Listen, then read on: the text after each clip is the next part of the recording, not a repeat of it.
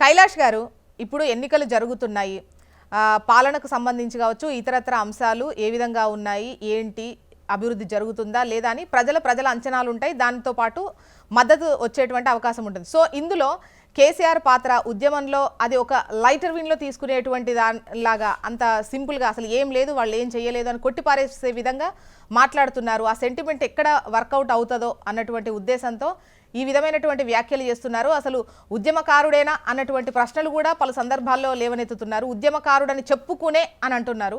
So అదంతా లైట్గా తీసుకునేటువంటి పాత్ర పోషించారా కేసీఆర్ ఉద్యమం సమయంలో? అది వాళ్ళకి చెప్పుకునేటువంటి హక్కు లేదా? ముందుగా మీకు కానీ హెచ్ఎంటీవీ యాజమాన్యానికి, ప్రేక్షకులకు, మా తమ్ముడు విజయ్ గారికి, సోదరులు రవి గారికి అందరికీ కూడా నమస్కారం. నమస్తే అండి.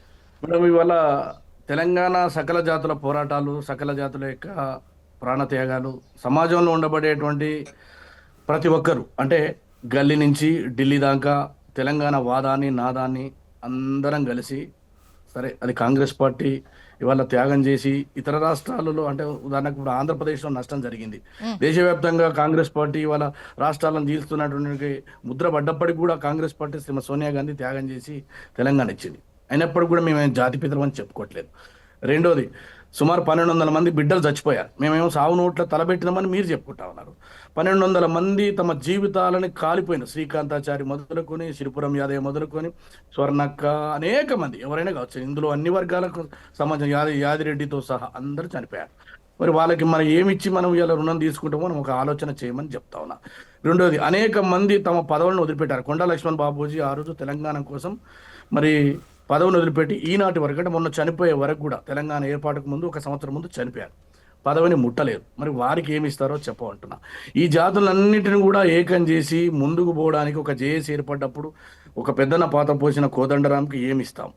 లేదు, తెలంగాణ భావన అనేది ఏర్పరిచినప్పుడు దాన్ని మొత్తం జీవం పోసి సమాజాన్ని నడిపించినటువంటి ప్రొఫెసర్ జయశంకర్కి ఏమిచ్చి మనం చేస్తాం?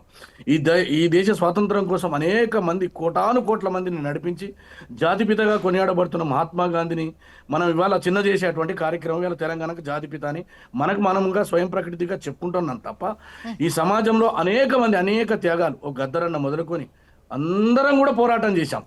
కానీ మీ గౌరవాన్ని కాపాడుకునే విధంగా ఉండాలి తప్ప, కానీ తెలంగాణ వచ్చిన తర్వాత అందుకు భిన్నంగా అందరినీ మనం పక్కకు దూరం చేసి మళ్ళీ జాతిపిత అంటాం, కొత్త పేపర్లు పెడతాం, వేల కోట్ల రూపాయలు దోచుకుంటాం, తర్వాత మనకు న్యూస్ ఛానళ్ళు వస్తాయి, ఆ తర్వాత కుటుంబాలే మొత్తం వచ్చినాయి. నేనేమంటున్నానంటే దేశం కోసం త్యాగం చేసినట్టు శ్రీమతి ఇందిరాగాంధీకి ఏమి ఇచ్చి రుణం తెచ్చుకుంటాం?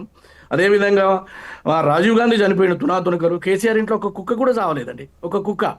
వాళ్ళు మొత్తం ఇంటి కాపలా కుక్క ఉంటామని చెప్పి రాజ్యాధికారంలో కూర్చొని తెలంగాణ సంపదను మొత్తం దోచుకొని అప్పులపాలు చేసి మళ్ళీ కైలాష్ నేత గారు, ఉద్యమ సమయంలో కేసీఆర్ పాత్ర అంటే అంత చెప్పుకోదగ్గది కాదనేదా మీరు చెప్పేటువంటి?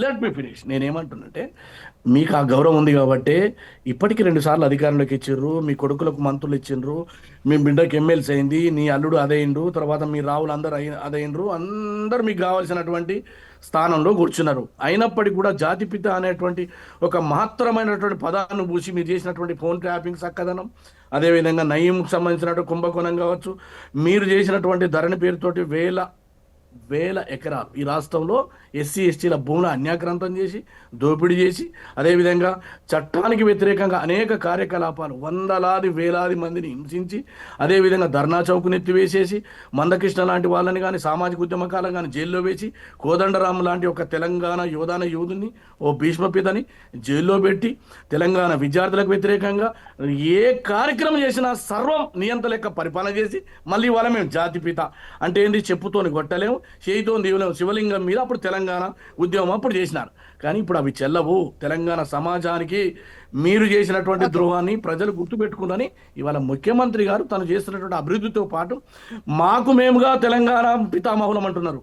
ఫోన్ ట్యాపింగ్ అనేటువంటి ఒక దేశద్రోహమైన కార్యక్రమం చేపట్టి మళ్ళీ రాష్ట్రంలో ఉన్నటువంటి సంపదనే దొంగతనాలు చేసి ఇటువంటి కార్యక్రమాలు చేయడాన్ని మేమందరం కూడా వ్యతిరేకిస్తున్నామని ముఖ్యమంత్రిగా చెప్పినారు. రెండోది, తమ్ముడు విజయ్ గారు, దయచేసి నేనేమంటానంటే మనం పీజీలు చదువుకున్నాం, ఉద్యమకారులం మనందరం. కొందరు ఉండొచ్చు, కొందరు కాకపోవచ్చు. మీ దాంట్లో కూడా ఉద్యమకారులకు వ్యతిరేకంగా పనిచేసి అనేకమైనటువంటి తెలంగాణకు 100% ద్రోహం చేసినటువంటి వాళ్ళు మంత్రులు అయినరు. కానీ వాళ్ళ రాజకీయ క్షేత్రంలో ఉన్నాం. మన ముఖ్యమంత్రి గారిని పట్టుకొని అట్లా మాట్లాడదు. దయచేసి అటువంటి మాటలు వెనక్కి తీసుకోమని నేను గౌరవంగా సూచిస్తున్నాను. వద్దు, ఇది చర్చ, ప్రజలు చూస్తారు, లక్షలాది మంది. సరే, మీది రైట్ అయితే మీది రైట్ కావచ్చు, మాది రైట్ అయితే మాది కావచ్చు. కానీ ఇట్లా మీరు వ్యక్తిగతంగా విమర్శలు చేయడం ద్వారా మమ్మల్ని ఏదో కేసీఆర్ నిన్ను చూసి నన్ను చూసి టికెట్ ఇస్తారని భ్రమలో ఉండొద్దు మన ఇద్దరం. దయచేసి నేనేమంటానంటే ఒక చర్చ, ఈ చర్చలో కూడా ప్రజలు చూసుకోవాల్సినటువంటి అవసరం ఉంది. కానీ ఇవాళ రాజకీయాల్లో వచ్చినటువంటి ప్రతి వారు తమకు గొప్పలు కీర్తించుకుంటారు. కానీ ప్రజల చేత కీర్తించబడాలి, ప్రజలు శాశ్వతంగా మదిలో ఉండాలి. అది మహాత్మా గాంధీ రూపంలో కావచ్చు, నెహ్రూ రూపంలో కావచ్చు, ఓ రాజీవ్ గాంధీ, శ్రీమతి ఇందిరాగాంధీని, నందమూరి తారక రామారావు ఇలాంటి వాళ్ళని కొలుస్తారు. కానీ రాష్ట్రానికి ద్రోహం చేస్తాము, దళితుని సీఎం చేస్తా, 3 ఎకరాలు ఇస్తా, మందిని ముచ్చుతా, లేకపోతే ఇతర పార్టీలో తీసుకుంటా, కాబట్టి మనం శ్రీరంగ నీతులు చర్చలు జరిగినప్పుడు ఫామ్ హౌస్లో ఉంటా, బయటికి రాను, ప్రజల మధ్యకు రాను, మళ్ళీ నేను మాత్రం నియంత లెక్క కూర్చుంటా అంటే ప్రజలు నమ్మరు తమ్ముడు. ఇవన్నీ కూడా 100% తెలంగాణకు ద్రోహం తలపెట్టినటువంటి బీఆర్ఎస్ కానీ ఇప్పుడున్నటువంటి నాయకులు కానీ ఎవరు జాతిపిత గారు. జాతిపిత అయితే కొండా లక్ష్మణ్ బాబు లాంటి వాళ్ళే. ఇది -డిగ్రీలో ఢిల్లీలో దీక్ష చేసి తన జీవితాన్ని తను జాలించిండు. జయశంకర్ లాంటి వారు మ్యారేజ్ చేసుకోకుండా తెలంగాణ కోసమే తన జీవితాన్ని అర్పించిన జయశంకర్ లాంటి వారు వస్తారు. అనేక మంది ఉద్యమం చేసి చనిపోయినటువంటి బగబగ మండే మంటలకు అత్తుకున్నటువంటి నా శ్రీకాంతాచారి రావచ్చు, జాతిపిత అంటే అటువంటి వాళ్ళని అనాలి. యాదిరెడ్డి అనమని చెప్తున్నాం, లేకపోతే సిరిపురం యాదయ్యన మనం అంటున్నాం. కానీ ఇవన్నీ వదిలిపెట్టి అన్ని రకాల ద్రోహాలు, ఇప్పుడు ఉద్యమంలో చేసిన ఎవరి పాత్ర వాళ్ళకు ఉన్న తొలి దశ, మలి దశ, ఈ మలి దశ కాన్సెప్ట్కి వచ్చినప్పుడు డెఫినెట్ గా వాళ్ళకి ఇవ్వాల్సినటువంటి వాళ్ళు ఇప్పుడు వచ్చినటువంటి ఆరోపణలకు సంబంధించి ఎన్ని విమర్శలైనా చేయొచ్చు, దానికి తగ్గ విచారణలు చేయొచ్చు, నిజానిజాలు నిగ్గు తేల్చొచ్చు, ఒకవేళ నేరం రుజువు అయితే శిక్ష కూడా వేయొచ్చు, తప్పులేదు. కాకపోతే వాళ్ళు చేసినటువంటిది అందులో అటువంటి వాళ్ళకు ఏమీ లేదు అన్నటువంటి విధంగా ముందు వాళ్ళు ఏం చెయ్యలేదు. కేసీఆర్ గాని మేడం, నేను ఒక్క మాట మనం చేస్తున్నా హెచ్ఎంటీవీ ద్వారా, కేసీఆర్ గాని చిన్న చూపు చూసేంత నేను కాదు. కానీ జాతిపిత ఈ దేశం కోసం సర్వం వదిలిపెట్టి, ఈ దేశం కోసం తమ జీవితాలను వదిలిపెట్టి దేశం కోసం బలిదానం చేసినటువంటి వాళ్ళని మీరు తక్కువ చేసి చూపించి మీకు మీరుగా జాతిపిత చేసుకోవడానికి వ్యతిరేకిస్తున్నాను తప్ప మేము కేసీఆర్ గారు రవి గారి వాయిస్ తీసుకుందాము. రవి గారు, గౌరవం ఉంటుంది. ఒక్కొక్క